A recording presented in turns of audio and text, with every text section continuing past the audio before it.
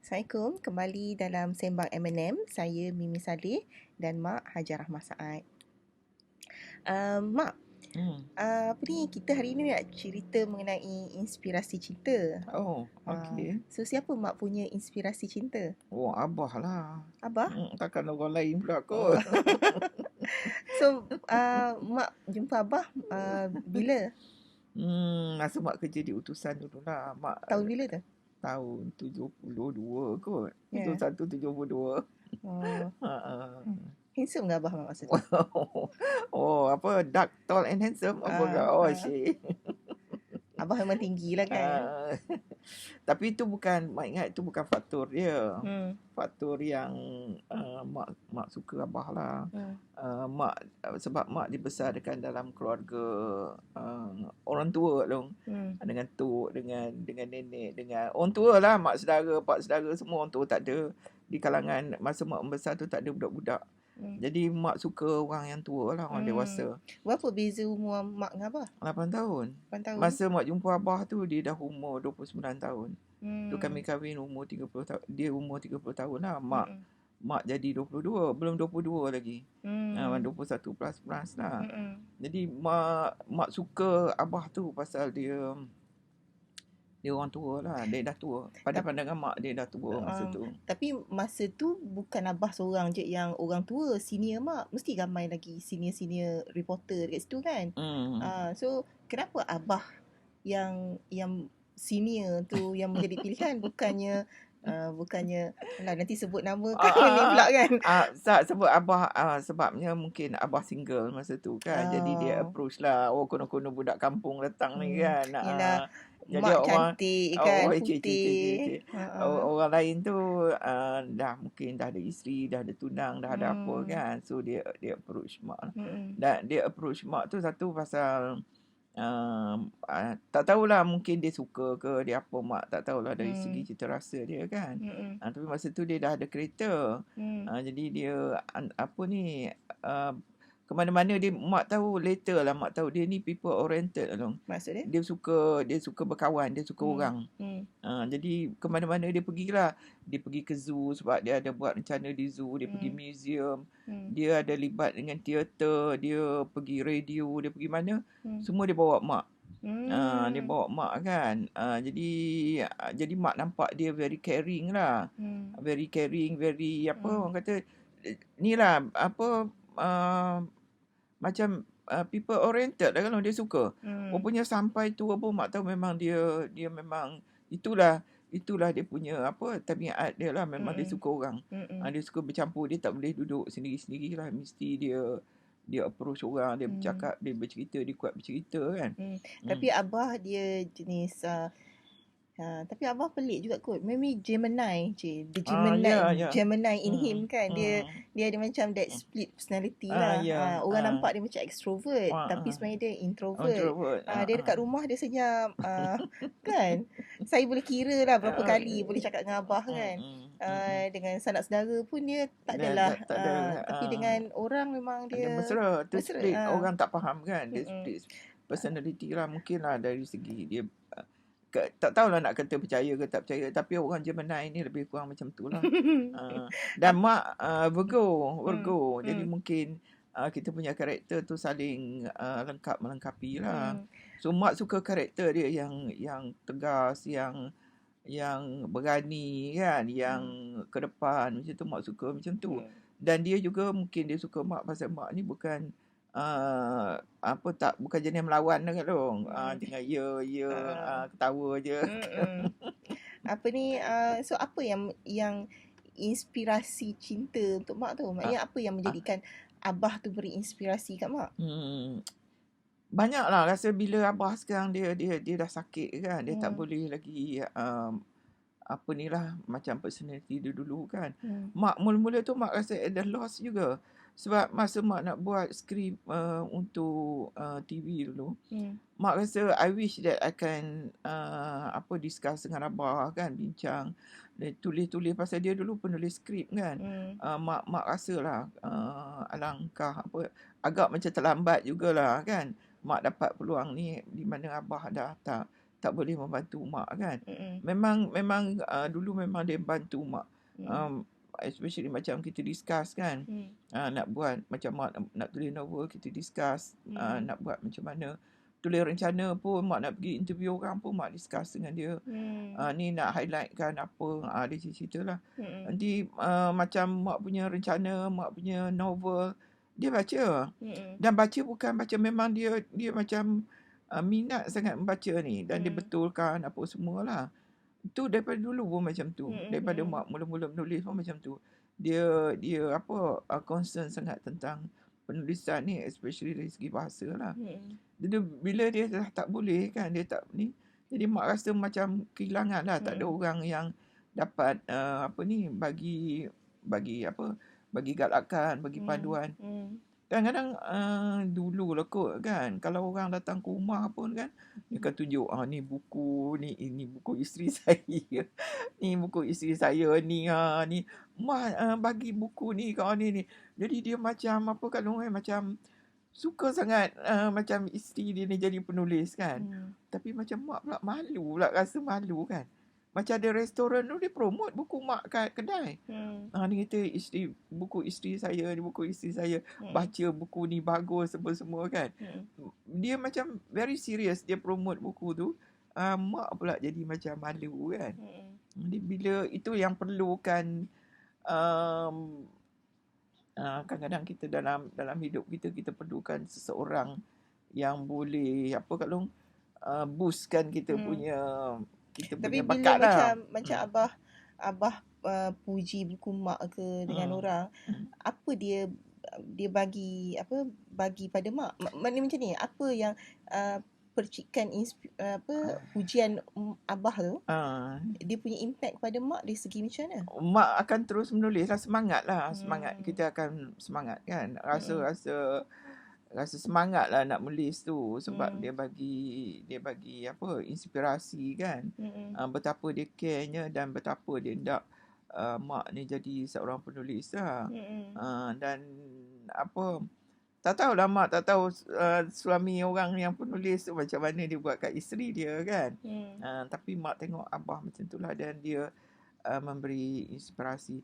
Kalau masa dulu, masa mak tak kerja, masa mak duduk di rumah mak buka kelas masak. Masa tu Kak Long dah besar juga kot dah tingkatan 2, tingkatan 1 kan. Sejak 6 sekolah rendah lagi kan. Mak buka kelas masak kat rumah kan.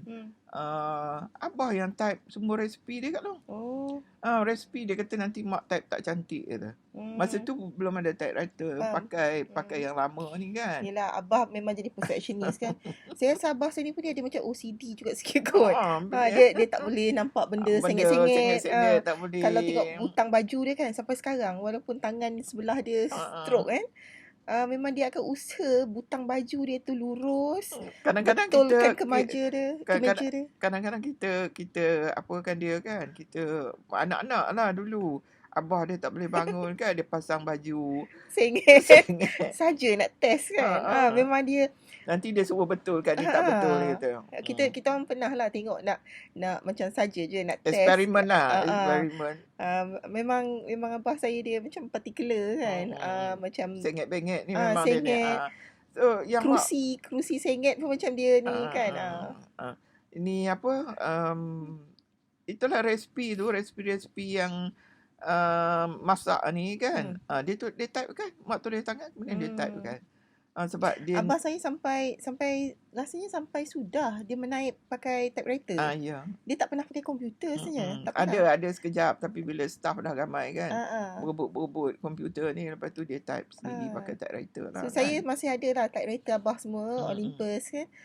Memang dia sampai sudah. And then memang ialah orang lama kan, memang dia type tu straight kan. Bukan straight lagi, tak salah. Tak ada betul. Salah, tak ada blanco, tak ada typo. Tak ada. Tak ada, memang perfect. Mak boleh tunjuk dia punya, mak tengok dia punya skrip dia kan. Mak kata tak ada salah apa. Jadi itulah sebab dia nak mak punya resipi dia tu dia tolong type kan. So mungkin juga bila kita kata inspirasi tu, kita mencari juga yang orang yang memberi inspirasi kat kita tu yang dia punya kelebihan lebih daripada kita lah. Yalah, kan. Macam Abah, kalau mak melihat tinggi lah, look up dekat Abah tu sebab Abah ada banyak bakat, Selain kelebihan daripada lain. dia secara fizikal dia kan, mak kata tadi macam brotherly lah atau fatherly ke brotherly lah kan, macam abang-abang gitu kan. Mula-mula Mak tak ada abang, mak pangkat. tak ada abang kan. Nampak tu. Okey. Abang Saleh kan. Memang daripada dulu jumpa-jumpa pun memang mak panggil dia Abang Saleh kan. So dia panggil apa mak? Adik Ramah? Cuci. Tak, panggil mak je. Abah tak romantik. Abah bukan romantik. Dia, itu satu mak suka tentang dia lah. Dia tidak puji-puji ni, tidak. Dia tak ada ni kan. Kalau tak mau mula apa tau. Mak datang Kuala Lumpur, dia buat apa tu? Dia tukar mak punya image. Bukan main jadi image consultant. Cermin mata tukar. Kemudian kau tidak cermin mata macam mana? Macam orang sekarang pakai juga yang bingkai besar tu. Zaman mak dah ada dah warna hitam bingkai besar macam tu kan. Betul dia tukar tu, dia pakai yang golden punya. Cermin mata bulat ni. Ada jenama jugalah. Mak tak ingat lagi jenama apa cermin mata tu. Kemudian dia potong rambut. Dia suruh mak potong rambut. Potong rambut, di groom lah. Kemudian tukar baju, pakai beli kasut kan. Bila dapat gaji, bukan dia spend kat lu, duit mak. Duit mak jugalah, tapi dia advice lah. Dia advice kan. Ni something macam kita tak pernah kan. Something new lah about this Abang Saleh kan. Aduh ya. Yalah, so macam Abah selain daripada menulis, dia teater, dia berlakon dulu, teater. Dia giat teater kan. Jadi memang mak selalu tengok lah. Mak selalu tengok dia pergi teater, kemudian dia pergi interview orang kan. Jadi dia maknanya sebelum dengan Pak Kalam Hamidi, Abah ada masuk teater lagi sebelum tu? Ada. Jadi mak tengok dia banyak lah kelebihan yang mak kagum lah. Yang mak kagum dengan dia punya kebolehan kan. Kemudian dia kebolehan bercakap, kebolehan dia berlakon, kebolehan melukis. Mak tengok dia melukis kan. Kemudian mak tengok kebolehan dia menulis skrip. Masa mak jumpa dengan Abah tu, dia tengah buat skrip untuk syuting. Dah tengah syuting satu dia punya drama masa tu Potret Peketi kan. Kalau tak salah mak nama Gelombang dia punya apa tu drama tu. Mak tengah tengok, dia bawa lah mak pergi tengok syuting apa semua kan. Jadi mesti kagum kan. Jadi mestilah mak ingat siapa pun mesti akan kagum kan. Tambah mak belum ada pengalaman kan dalam bidang dan dalam apa-apa bidang pun belum, budak memang baru dah habis sekolah kan. Jadi jumpa Abah yang multi talented ni kan. Jadi mak sukalah, memang mak sukalah kan. Despite apa-apa ada kelemahan dia banyak juga kan, tapi despite dia punya kelemahan tu, mak tengok dia punya keistimewaan, dia punya kebolehan yang memberi inspirasi kepada mak tu lebih besar lah. So itu yang dorong mak juga untuk jadi sama terbaik. Macam tu lah maknanya jadi diri mak lagi terbaik dan terbaik kan. Sebab dia bagi inspirasi kan. Jadi dia tak pernah pula kata macam rival kan. Macam rival ke, dia menulis, mak pun menulis, nanti dia condemn mak punya tulisan ke apa ke kan. Tak. Jadi itu yang menyebabkan mak jadi bersemangat untuk terus menulis. Dan setiap apa yang mak tulis pada masa itu, adik-adik dia yang baca. Even mak punya novel pun dia baca. Buku mak yang Suami Hebat apa tu, dia yang baca. Dia punya, sedangkan itu pasal dia sukalah. Lagi dia suka kan. So, tu yang dia cerita, bagus baca buku ni. Lagilah dia mak saya ada 2 buku antara banyak-banyak. Ada 2 buku tu, tajuk dia Suami Hebat, satu lagi Dunia Suami. Itu sebenarnya sepasang. Satu untuk isteri baca, satu untuk suami baca. Tapi sebenarnya itu dua-dua pasal Abah lah ya. So, macam mana Abah tackle hati, mak tackle hati Abah. So dia adalah cerita di sebalik tu. Ni cerita rumah tangga lah. Pasal itu pun selepas, ialah memang dalam perkahwinan ni dia banyak gelombang dia kan. Banyak cabaran-cabaran dia. Tapi kita boleh, tu antaranya tadi yang cabaran tu tadi, yang mak melepasi cabaran tu sebab Abah banyak dia punya kelebihan. Banyak keistimewaan dia kan. So mak selalu fikir juga kan, kalau orang kekal dalam rumah tangga ni, apa gak istimewa pasangan tu? Kan. Jadi kata mesti ada sesuatu yang istimewa tentang yang dia mampu bertahan lah. Yang mampu dia bertahan kan. Jadi mampu bertahan, mampu mempertahankan kan perkahwinan tu, kerana jadi pasangan tu mesti dia cuba untuk membuatkan diri dia istimewa. Kalau mak pun mak dah tahu macam tu, mak juga buat diri mak istimewa. Mak belajar masak, apa saja dia cakap. Dia cakap Mak Ngah dia pandai buat sambal tumis kan. Mak belajar dengan sambal tumis dengan Mak Ngah dia kan. Kata ni asam pedas ni sedap, mak belajar lah kan. So jangan jadikan benda tu macam you rasa cemburu ke apa kan. Rasa rendah diri ke kan. You belajar lah. So mak cover semua orang kata apa sekarang, loopholes. Semua apa yang lubang-lubang kelemahan ni semua mak tutup lah. Maknanya I want to be a perfect wife macam tu lah. Jadi seboleh mungkin kan, mak cuba cover semua kelemahan-kelemahan mak tu, mak cuba cover. Dan lepas tu berserah kepada Allah Ta'ala lah kan. So mak, kalau macam bila kita cerita pasal inspirasi cinta, macam mak ada abah, macam mu ni tak ada suami ni lagi macam mana? You mesti ada idola tak? Idola siapa? Maksud dia? You punya siapa you minat? Mak selalu dengar Kak Long cerita apa-apa pun. Kak Long cerita Bonda Mahaya kan. You inspired dengan dia punya kegigihan kan. Umur dia pun mak rasa lebih daripada mak tau. Dia kakak, mak panggil dia kakak Kak Mahaya kan. Mahaya Mak Yasin ni dia penulis buku kanak-kanak dan juga puisi kanak-kanak. So mungkin di kalangan penulis lah ramai kenal dia. Mak selalu dengar Kak Long cerita tentang Bonda Mahaya kan. Jadi dia inspirasi lah bagi Kak Long kan. Tengok dia macam mana kehidupan dia, macam mana apa semua kan. Dan mungkin ramai lagi kan yang Kak Long duk cerita-cerita kan. So cinta tu tak perlulah dengan lelaki mak. Cinta ni bukan maksudnya cinta bagi mak lah kan. Bukanlah cinta apa love ni. Maknanya dengan kawan pun you cinta juga kan. You dengan Bonda Mahaya you cinta tengok dia punya kejayaan dia kan.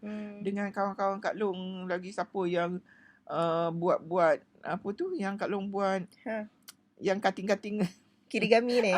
Kirigami ni. Yang kirigami ni kan. Siapa inspired Kak Long pergi tengok dia buat. Sorry lah mak nama ni. Siapa yang baru ni Kak Long pergi jumpa siapa? Amelia ke siapa kan? Amila. Kalau pergi jumpa dia kan. Yang kirigami tu Muni suka, tak tahulah mak kenal ke tak. Nama dia Matthew mak. Tak kenal. Matthew Ranghat. Lepas tu mak tengok yang kawan-kawan datang kat rumah, Nur Saadah lah, Rohaniah lah kan. So mak ingat dia orang pun inspirasi juga bagi Kak Long kan. Macam mana dia orang ni gigih kan jadi penerbit kan, menerbitkan buku Kak Long kan. So maknanya setiap orang tu setiap mereka tu memberi inspirasi pada Kak Long untuk terus ke depan lah kan. Dia tak perlu kan seorang lelaki kan.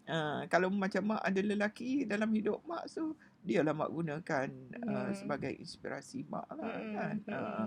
So apa ni orang bila mak sebut kan nama-nama tadi tu, mak nampak tak perubahan pada dirimu ni setelah kawan dengan diorang? Yalah, memanglah lebih gigih. Lepas tu tidak selalu menceritakan tentang apa keistimewaan mereka kan, kegigihan mereka. Jadi ini juga akan berjangkit pada Kak Long lah kan. So maksud mak bila kita sebut inspirasi tu, dia secara tak langsung dia jadi macam membuat-buatkan lagi semangat tu lah kan. Gitu, semangat kan. Lepas tu try perbaiki apa-apa yang kita tengah buat lah. Tu sebab kalau kita tulis dalam Facebook pun, walaupun kita status kita pendek-pendek je, kita jangan kecam orang kan. Kita tulis yang boleh memberi inspirasi pada orang, pada orang lain. Kadang orang ni perlukan kata-kata semangat, kata-kata pujian kan, kata-kata apa, doa-doa yang baik-baik kan. Jadi orang yang baca tu akan jadi terinspirasi lah. Akan mengubah hidup dia kan. Kita tak tahu kata-kata mana yang dalam banyak-banyak tulisan kita tu, kita tak tahu yang mana satu tulisan tu yang strike, yang boleh mengubah seseorang tu lah. Seseorang tu kan. Betul. Kan mak pun macam tu juga. Mak baca buku. Kita baca novel ke, kita baca buku ke, kita baca apa yang kita cari dalam buku tu. Mesti ada kadang-kadang kata-kata. Satu seluruh buku yang 400 halaman tu, kita jumpa hanya satu ayat aja yang strike kita punya minda kita, dan kita rasa iyalah aku sepatutnya buat macam ni kan. Tu bukan cerita cinta ke. Cerita cinta tu biasa je semua. Kita baca buku mana pun lebih kurang juga cerita cinta je. Tapi apa yang inspired kita daripada pembacaan kita tu? Betul. Kan? Muni pernah tonton Oprah Winfrey kan? Dia kan ada book club buku peminat dia. Jadi dia cakap tau, buku yang bagus ialah buku yang mengubah sesuatu dalam diri dia. Jadi Muni masa dengar tu memang, lepas tu Muni terfikirlah, memang buku yang Muni suka dan sampai sekarang Muni ingat ialah buku yang dia menjentik satu benda dalam diri tau. Dia macam sama ada dari segi paradigm shift, ajakan paradigma, ataupun menyentuh hati kan, macam terasa lah. So beberapa buku yang Muni baca, Muni ingat buku cerita saya Tan Sri Linggotong itu saya memang suka kan, walaupun buku dia simple kan, tapi pada waktu itu saya memerlukan sesuatu, dan sesuatu tu saya perolehi daripada buku tu lah. Buku ada satu Dr. Cowan dengan Dr. Melvin, Smart Woman Foolish Choices. So buku tu yang mengubah Muni pada masa tahun 2000 tahun 1996 yang mengubah saya. Banyak tahun dah ni. 1998 yang mengubah saya untuk berubah menjadi lebih baik. Dan daripada situ juga yang Muni hasilkan buku Bujang Okey lah. Tapi at the same time lah Mak, bila kita kata inspirasi kan, orang-orang yang kita sebut tadi, macam Mak sebut Bonda Mahaya kan, Mahaya Mat Yassin, kawan-kawan Muni, Rohania, Nur Saadah, Yan dan sebagainya tu, mereka ada depan Muni lah. So untuk macam kita nak cari, kadang-kadang kita di saat kita memerlukan sesuatu, macam katalah kita dalam keadaan terbelenggu oleh sesuatu kan, macam mana kita nak cari inspirasi tu kalau orang tu katakanlah tak available untuk kita pada waktu tu? Mak faham maksud ni? Clarify sikit. So macam orang kita perlukan seseorang kan. Macam mana, tapi dia tak ada dia macam Mak sebut tadi kan, inspirasi yang Mak sebut tadi memang jenis orang tu ada depan kita kan. Jadi macam mana kalau katakan di saat kita tengah buntu, ada benda dalam kepala kan, kita nak cari something, some inspiration. Baca buku lah kot. Mak baca buku. Mak kalau apa-apa problem dia, Mak cari buku. Misalnya kata Mak tengah marah kan, so Mak cari buku mengenai tengah marah boleh boleh. Yalah maknanya kontrol marah tu. Cari buku lah. Cari buku mengenai anger. Tak tahu mana buku tu sekarang. How to control your anger. Dulu banyak buku-buku ni yang Mak baca. So maknanya kalau orang datang rumah kita kan Mak kan, dia boleh tengok buku-buku tu ikut fasa-fasa emosi kita lah Mak. Tengah marah, tengah sedih, tengah gembira. Masa Mak ada menghadapi satu masalah apa entah mengenai dengan negotiation kan. Ada satu dengan ni business punya ni, Mak cari buku mengenai negotiation. Mak nak tahu macam mana nak negotiate kan. The arts of negotiation kan. So Mak cari buku tu lah. Tu buku ni Mak nak cerita lah. Dulu Mak punya, yalah kita tak faham. Dia bila kita kahwin, dia tak berserta dengan buku ilmu. Panduan. Buku panduan. Dia tak ada manual. There's no manual for marriage. You pergi kursus perkahwinan pun tak sama. Parenting pun tak ada manual. Tak ada manual.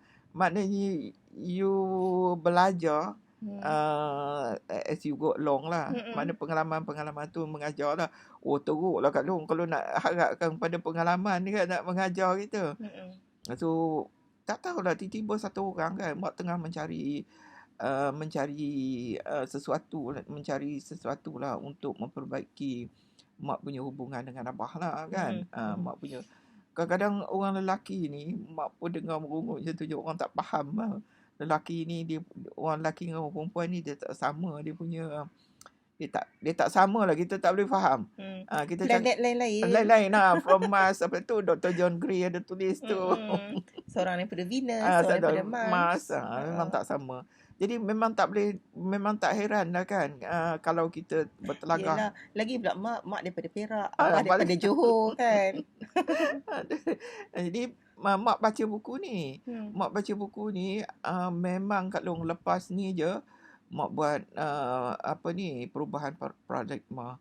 Sebab buku ni menceritakan baru clear, baru jelas apa yang perlu dilakukan oleh seseorang tu kalau dia ingin mencapai nirvana dalam rumah tangga.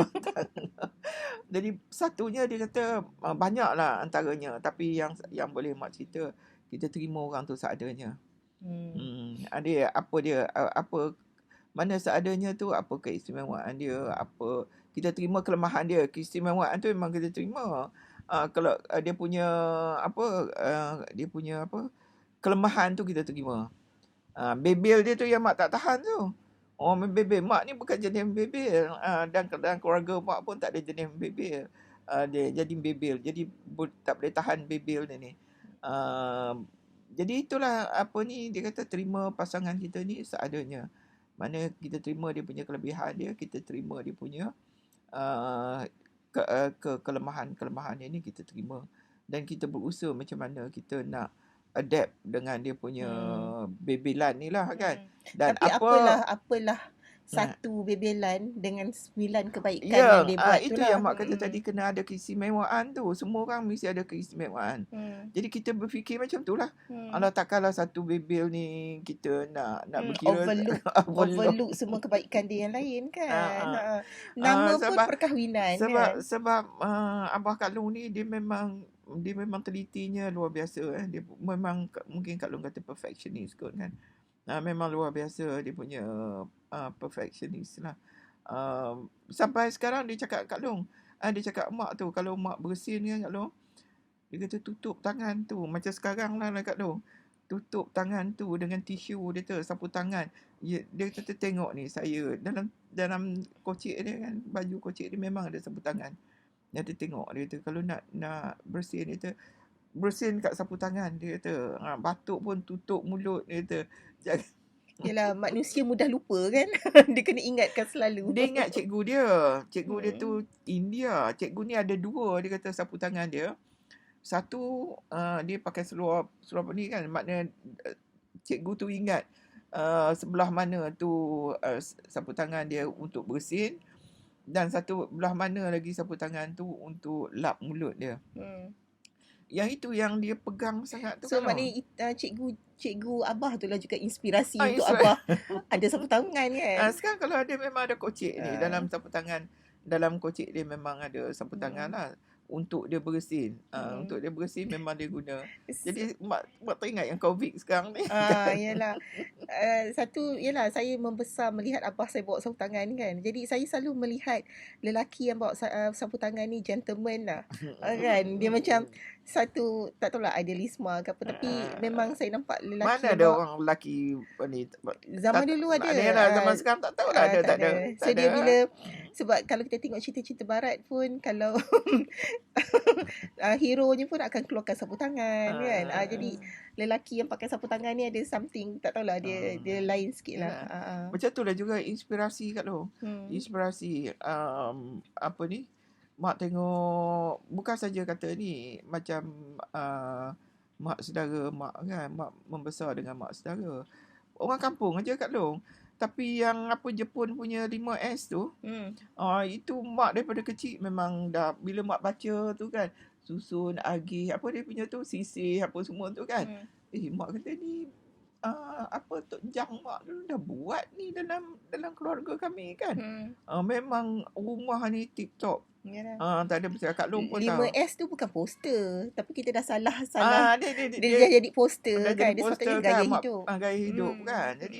Jadi benda-benda tu juga mengapa ni, especially dalam pengurusan masa lah kan. So Mak, so hari ni kita bercakap mengenai inspirasi cinta kan. So okay, kita dah tadi conclude. Satu, memang inspirasi tu bila kita melihat seseorang ada lebih dia punya bakat ataupun kelebihan dia yang menyebabkan kita teruja untuk jadi lebih baik lah daripada yang kita sedia ada lah. Maknanya dia mendorong kita untuk menjadi lebih terbaik. Lepas tu cinta tu pun tak semestinya cinta as lelaki wanita. Cinta tu melebihi itu kan. Cinta tu menyebabkan kita mahu jadi lebih baik, mendorong kita untuk lebih maju kan. Lepas tu at the same time juga Mak cakap tadi, inspirasi tu ada sekeliling kita lah, dari segi pengalaman kita, dari segi keluarga kan, kawan-kawan yang ada sekeliling kita, ataupun buku-buku yang kita baca lah, dan pengalaman yang kita lalui. Jadi saya pun harap saya menemui lebih banyak inspirasi cinta lah di masa hadapan. Jadi terima kasih juga kepada semua saya punya inspirator, boleh cakap inspirator di luar sana yang sentiasa memberi dorongan kepada saya untuk jadi lebih baik. Jadi sehingga di sini dulu kita punya Sembang M&M. Jika ada sebarang komen ataupun cadangan, boleh letak di bahagian komen. Nanti kami mungkin boleh akan bincangkan pada siri yang akan datang. Jadi saya Mimi Saleh dan Hajah Rahmah Saad. Sehingga di lain masa kita jumpa lagi di Sembang M&M yang akan datang.